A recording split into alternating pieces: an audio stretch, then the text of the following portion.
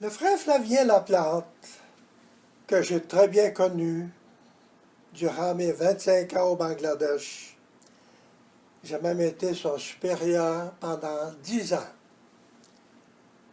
Et c'est un homme qui doit être connu. Il était connu au Bangladesh, mais il n'est pas connu au Canada. C'est un homme qui, pendant les 50 ans de vie missionnaire, a travaillé de corps et âme, d'abord avec les orphelins de la guerre de 39-45, et s'occupait des orphelins qui étaient devenus seuls dans le monde à cause du décès ou de la maladie de leurs parents. Et de là, il s'est occupé des pêcheurs de la baie du Bengale qui étaient de la religion hindoue et qui étaient rejetés par toute la communauté parce qu'ils étaient considérés comme des parias, la classe hindoue la plus basse qu'on peut connaître. Après avoir travaillé pendant 45 ans avec les orphelins, avec les pêcheurs, c'est là qu'on a connu Flavien. Qu'est-ce que c'est qui avait motivé son activité, son travail?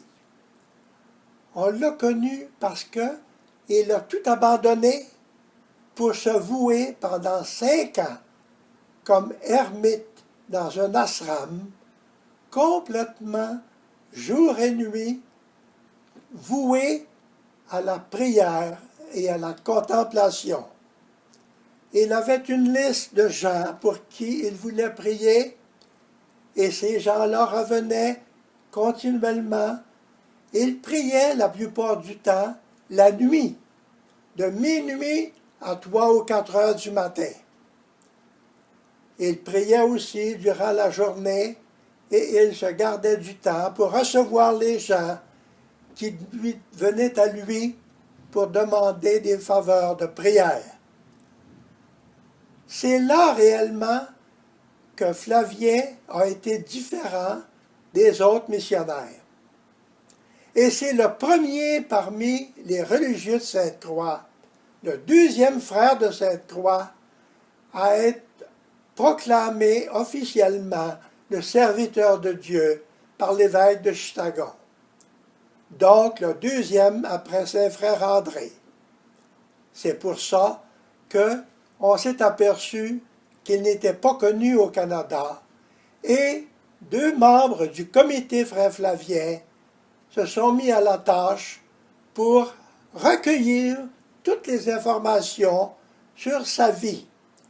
C'était le frère Donald Nadeau et la sœur Pauline Nadeau qui ont recueilli de n'importe quelle source tout ce qui pouvait alimenter ce site web que vous allez voir.